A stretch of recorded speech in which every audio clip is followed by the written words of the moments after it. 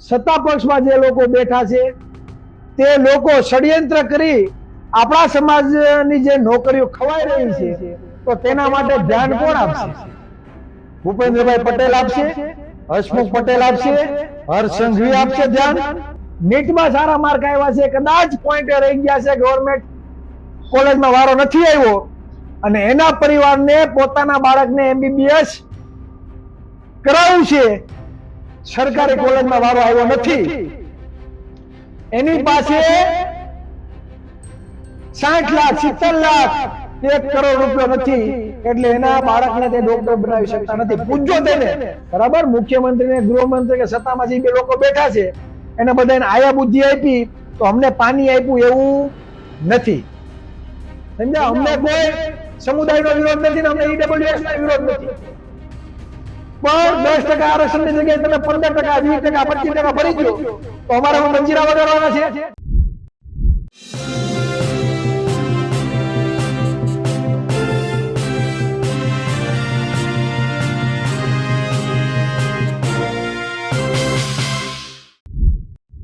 ભાજપ સરકાર સતત ઓબીસી સાથે અન્યાય કરે છે. એમાં પણ કોળી અને ઠાકોર સમાજના યુવાનોની નોકરી ખવાઈ જાય છે. આ સરકાર કોળી અને ઠાકોર સમાજની નથી. આ તમામ વાતો કહી છે કોળી આગેવાન ચિરાગ ઝાલાએ. નમસ્કાર, હું છું ચંદ્રિકા પુત્રી નિરાલી મહેરિયા. તો આવો સાંભળીએ ચિરાગ ઝાલાએ ભાજપ સરકારને શું કહ્યું. જય સંવિધાન, જય ભારત. સત્તા એ જ કલ્યાણ ના લક્ષ્ય સાથે આપનું સ્વાગત છે. જે પણ ભાઈઓ લાઈવ નિહાળતા હોય તો અવાજ કમ્પ્લીટ આવે છે કે નહીં તે જણાવજો, અને આપણા અન્ય ભાઈઓ સુધી પહોંચે તેવો પ્રયત્ન કરવા વિનંતી.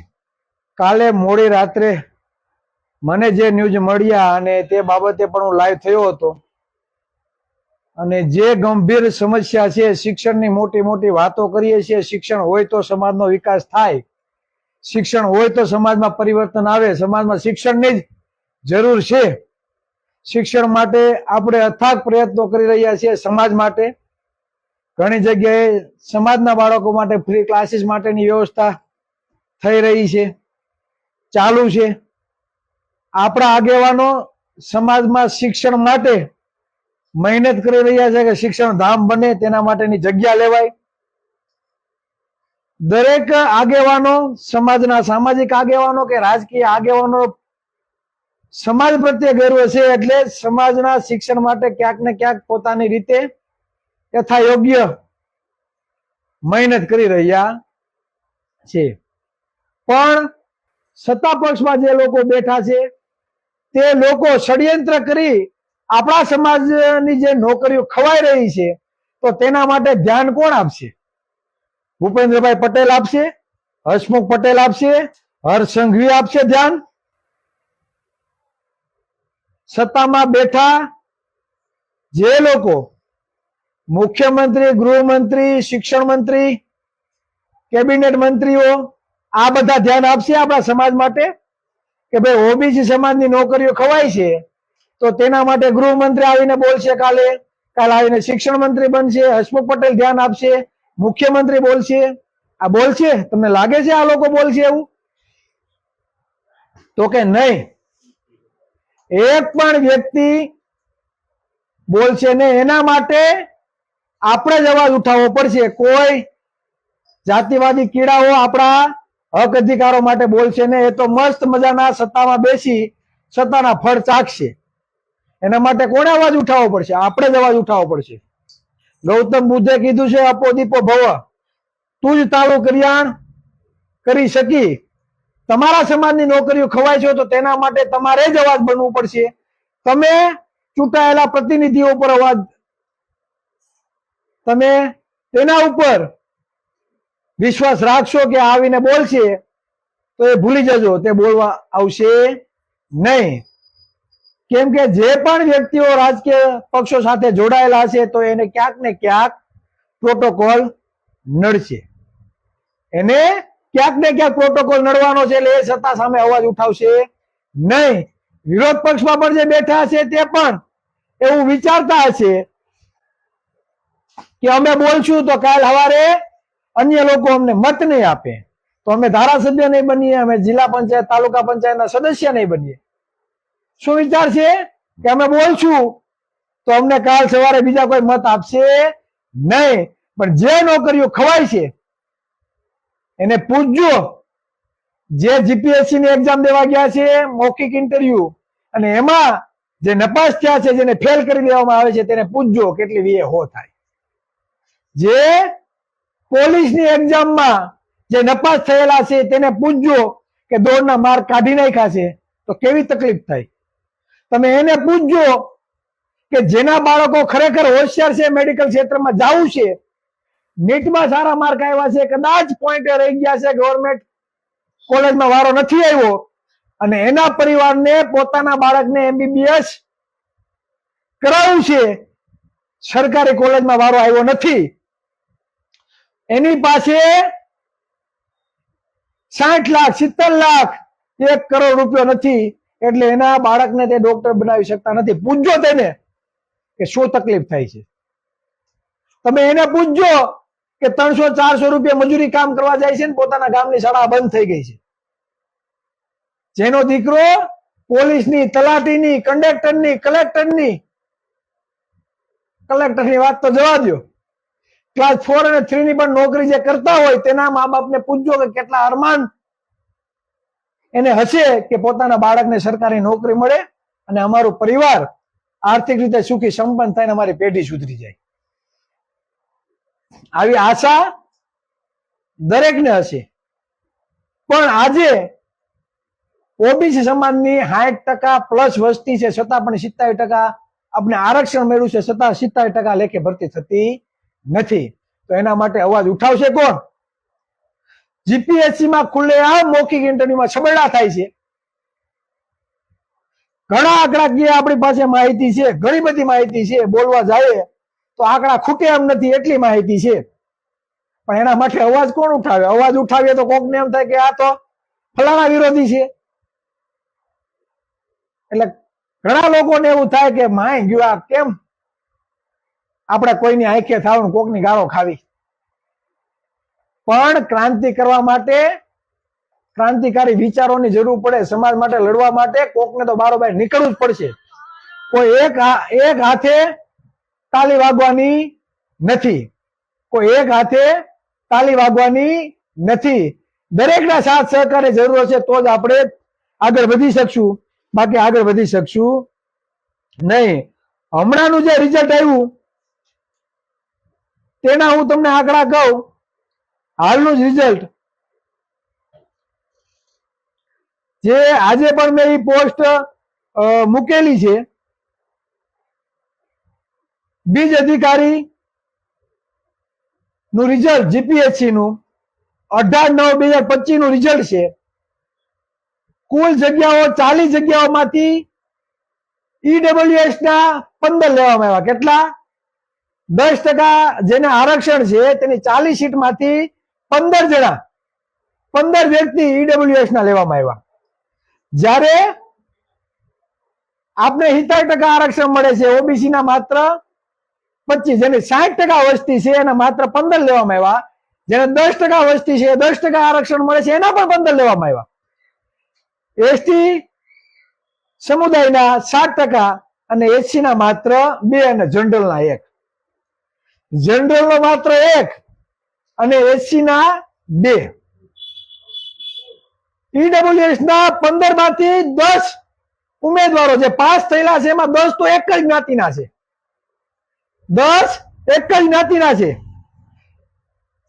જ્યારે એક જ્ઞાતિ એવી છે ઓબીસી ની 38 જ્ઞાતિ, એમાં એક પણ પાસ થયા નથી. લેખિતમાં જેને સૌથી વધારે માર્ક આવ્યા છે, લેખિતમાં એમાં પહેલો ક્રમ, ત્રીજો ક્રમ અને ચોથો ક્રમ લેખિતમાં જે ઓબીસી ના કેન્ડિડેટને પહેલો, ત્રીજો અને ચોથો એને લેખિતમાં સૌથી વધારે માર્ક આવ્યા છે, પણ મૌખિક ઇન્ટરવ્યુમાં ઓછા માર્ક આપ્યા અને નાપાસ કરી દેવાયા. હું આંકડા બોલું છું. ઓબીસી નો જે પ્રથમ છે લેખિતમાં આવેલ જેને લેખિતમાં 82.300 માંથી 82.58 આવેલા. કેટલા આવેલા? 300 માંથી 182.58. ઇન્ટરવ્યુમાં કેટલા આપ્યા ખબર? ઇન્ટરવ્યુમાં માત્ર 100 માંથી આપ્યા 28. એને મેરિટ બન્યું 400 માંથી 210.58. કેટલું બન્યું? 210.58. ભાઈ થઈ ગયા નપાસ. જોજો, જે ઓબીસી નો કેન્ડિડેટ સૌથી વધારે લેખિતમાં માર્ક આવે છે એને મૌખિક ઇન્ટરવ્યુ માત્ર 28 આપે ને એનું મેરિટ બનતું નથી. માત્ર 400 માંથી 210.58 નું મેરિટ બને છે, નપાસ કરવામાં આવે. હવે બીજો જે ઉમેદવાર છે ઈડબ્લ્યુએસ નો, એને લેખિતમાં માર્ક આવે છે 180.78. કેટલા આવે? 180.78. એટલે કે જે પેલો છે ને એનાથી 2 માર્ક ઓછા છે. અને ઇન્ટરવ્યુમાં કેટલા આપ્યા? 100 માંથી 76 માર્ક. 100 માંથી 76 માર્ક આવ્યા અને મેરિટ બન્યું 256.78. કેટલું મેરિટ બન્યું? 400 માંથી 256.78. અને ભાઈ થઈ ગયા પાસ. ત્રીજો કેન્ડિડેટ છે ઓબીસી સમાજનો, જેને લેખિતમાં 180.18 માર્ક આવ્યા. લેખિતમાં 180.18 માર્ક આવ્યા અને ઇન્ટરવ્યુમાં કેટલા આપવામાં આવ્યા? 100 માંથી માત્ર 40. મેરિટ કેટલું બન્યું? 220.18. કેટલું મેરિટ બન્યું? 220.18. અને આ ભાઈ થઈ ગયા નપાસ. ચોથો કેન્ડિડેટ ઓબીસી સમાજનો, જેને 179.76 ગુણ લેખિતમાં આવેલા છે 300 માંથી. ઇન્ટરવ્યુમાં આપવામાં આવ્યા માત્ર 21. કેટલા આપવામાં આવ્યા? માત્ર 21. અને 400 માંથી એનું મેરિટ બને છે માત્ર 200.76. એટલે આ ભાઈ થઈ ગયા નપાસ. હવે બીજા એક ઈડબ્લ્યુએસ ના કેન્ડિડેટ છે. જોજો આનો આંકડો. લેખિતમાં ઈડબ્લ્યુએસ ના કેન્ડિડેટ ના કેટલા માર્ક આવ્યા એ આંકડા તમે જોજો. ગુણ કેટલા આવ્યા?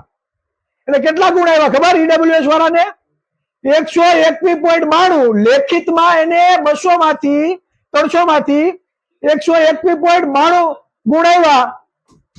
એને મૌખિક ઇન્ટરવ્યુમાં કેટલા માર્ક આપ્યા?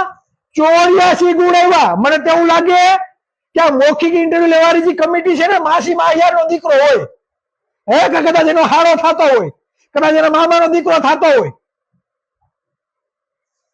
કા એને હકમણ કરવા જવું હોય, કદાચ એના હગાવાલાને. કેટલા એવા? લેખિતમાં માત્ર 300 માંથી 121.92 ગુણ અને મૌખિક ઇન્ટરવ્યુમાં 84 ગુણ આપી દીધા. વિચાર કરો તમે. મેરિટ કેટલું બન્યું? 205.92. એટલે આ થઈ ગયા ભાઈ પાસ. આ જ જગ્યાએ જે ઓબીસી સમાજના જે કેન્ડિડેટો છે એને લેખિતમાં 180 પ્લસ આવેલા છે, બરાબર, છતાં એને ઇન્ટરવ્યુમાં કેટલા માર્ક આપવામાં આવ્યા? 28, 40, 21. અને આપણા કેન્ડિડેટને નપાસ કરવામાં આવ્યા. એટલે આ ક્લાસ 1, 2 અધિકારી બની શકે નહીં. એટલે આવી હલકી માનસિકતા આ મૌખિક ઇન્ટરવ્યુ લેવા વાળા વ્યક્તિ, જે જાતિવાદી કીડાઓ છે, આ બધું ચલાવી રહ્યા છે.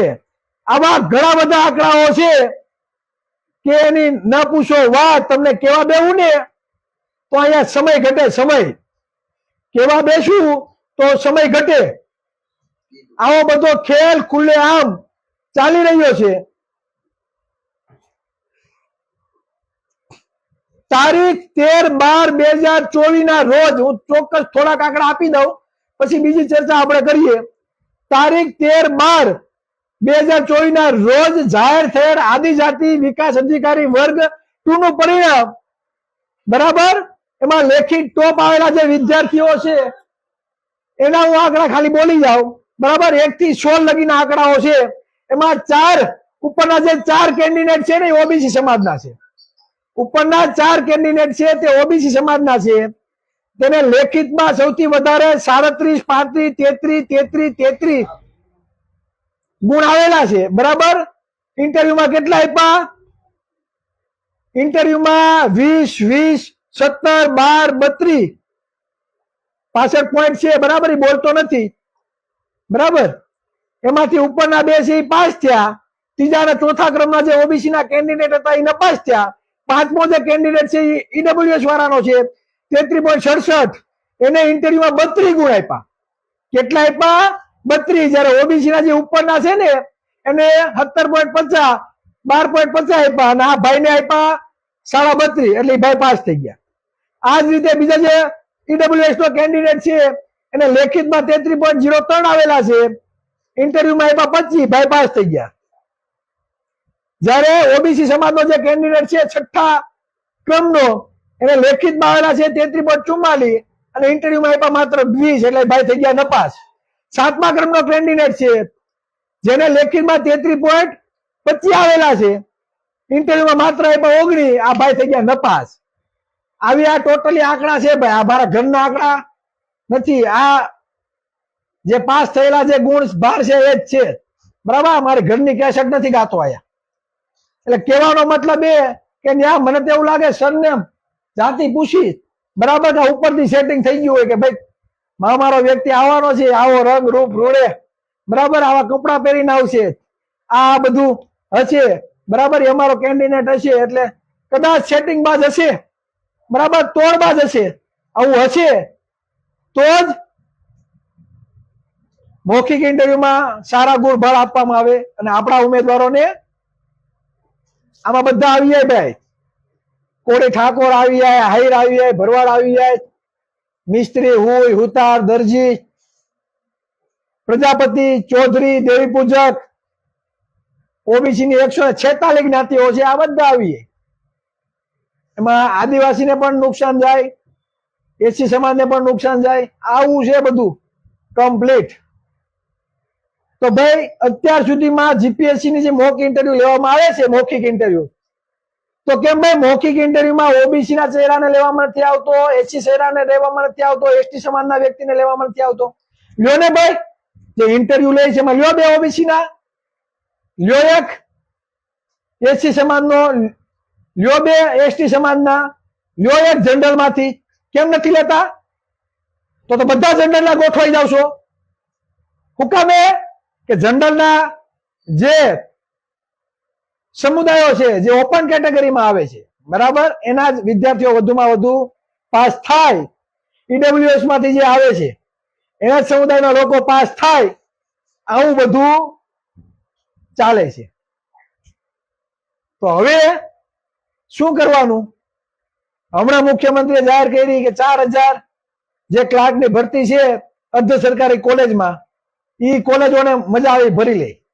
એ કોલેજોને ભરી લેવા, એમાં સરકારને કઈ લેવા દેવા નહીં. તો તમને લાગશે કે આ ભરતીમાં તમને વસ્તી પ્રમાણે આરક્ષણ મળે, 70% લેખે પણ તમને નોકરી મળે એવું લાગે છે ખરા ક્યાંય? તો કે નહીં.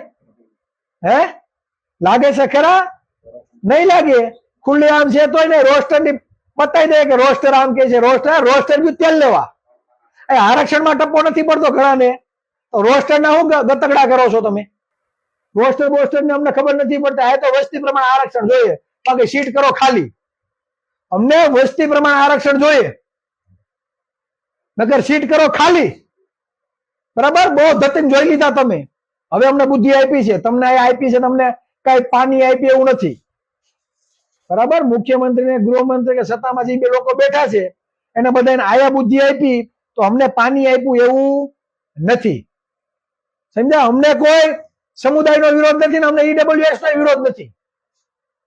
પણ 10% આરક્ષણની જગ્યાએ તમે 15%, 20%, 25% ભરી દો તો અમારે હું મંજીરા વગાડવાના છે? હે, અમારે દાડિયા કરવાના છે? અમારા છકડો રિક્ષા આંકવા જવાનું છે? અમારે આ જ કરવાનું છે? અમારા બાળકોને હું આ જ કરવાનું છે? તો કે નહીં, અમારે આ કરવાનું નથી. અમને પણ સમાનથી જીવવાનો અધિકાર છે. અમારે અવસર જોઈએ. કેમ ભાઈ? અને હું જેટલા પણ લોકો લાઈવ જોઉં છું, કઈ ના કરો તો કઈ નહીં, પણ તમે શેર કરો, લોકો સુધી પહોંચાડો. અમને ભલે જ્યાં ખીલા મારવા હોય ત્યાં મારી દે.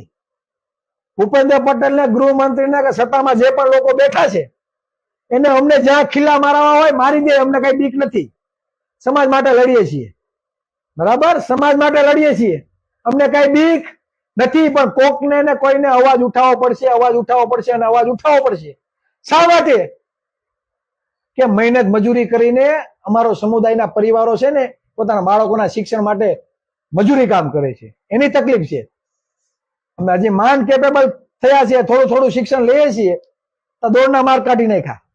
કોન્સ્ટેબલ કે ક્લાસ 3-4 ની જે એક્ઝામો છે હાઈ લેવલની કરી નાખી. એટલે બધી જગ્યાએ બાદ બાકી જ કરી નાખવાની.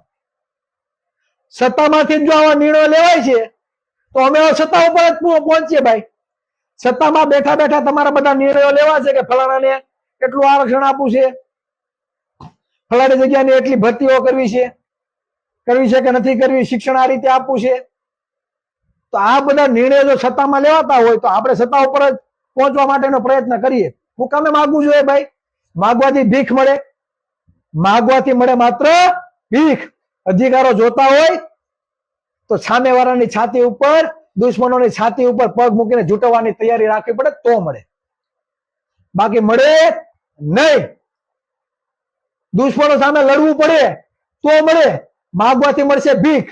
મને ઘણા લોકોના ફોન આવે, ચિરાગભાઈ લેખિત કરો ને મુખ્યમંત્રીને. શું લેખિત કરે? કેટલી વખત લેખિત કરીએ? આ ગળા બેસી ગયા બરાડા પાડી પાડીને, શું એને ખબર નહીં હોય? એને ખબર નહીં હોય, બધી ખબર પડે છે. પણ એને એટલી ખબર છે કે ઓબીસી સમાજ કોઈથી જાગૃત નહીં થાય, કોળી ઠાકોર સમાજ જાગૃત નહીં થાય, દલિત સમાજ જાગૃત નહીં થાય, એસટી સમાજ જાગૃત નહીં થાય, કે ઓબીસી એસટી સમુદાયના લોકો કોઈથી જાગૃત થવાના નથી. અને દાણું ચવાણું બરાબર મજા આવે એમ એના સમાજના 2-5 આગેવાનો હાચવી લેવો એટલે આખો સમાજ સચવાઈ જશે. આ લોકોને આ ખબર છે. પણ હું તમને કહેવા માંગુ છે, જે પણ આપણા નેગેટિવ ભાષા છે એ બંધ કરો. આપણે એકતા કરવાની છે, યુનિટી બનાવવાની છે, બનાવવાની છે. અને દુશ્મનોને છે ને એક એક મતની ભીખ માંગતા કરી દેવાના છે. દુશ્મનોને એક એક મતની ભીખ માંગતા કરી દેવાના છે. જો યુનિટી કરવા માંગતા હોય, એકતા બનાવવા માંગતા હોય અને તમને એમ લાગતું હોય કે મેં કોળી સમાજમાં જન્મ લીધો છે, મેં ઓબીસી સમાજમાં જન્મ લીધો છે અને મારે ઓબીસી સમાજની એકતા કરવી છે, મારે કોળી ઠાકોર સમાજની એકતા કરવી છે, મારે ઓબીસી એસટી સમાજની એકતા કરવી છે, તો તમને જે લોકો એમ કહેતા હોય કે આપણા કોઈથી સુધરે નહીં, આપણા કોઈથી એક ના થાય, તો આ મગજમાંથી કેસેટ કાઢી નાખો. પેલા કહેવત હતી કે કોળીની ટોળી ન હોય. હવે ટોળા પેદા કરવાના છે, ટોળા ઉભા કરવાના છે. અને એવા ટોળા ઉભા કરવાના છે કે જેથી મત માંગવા આવે ને તેથી આપણા મહિલાઓ પણ એમ કે હાલે લુખાઓ. આવી ક્રાંતિ ગામે ગામ કરવાની છે, આવી ક્રાંતિ ગામે ગામ કરવાની છે. તો જેમ તમે ચિરાગ ઝાલાની વાત સાંભળી, તમે તેમની વાત વિશે શું વિચારો છો અમને જરૂરથી કમેન્ટ કરીને જણાવજો. એ સિવાય અમારા હિન્દી કોન્ટેન્ટ માટે તમે ન્યૂઝ પોર્ટલ હિન્દીને પણ ફોલો કરી શકો છો. અત્યાર માટે બસ આટલું જ. ધન્યવાદ.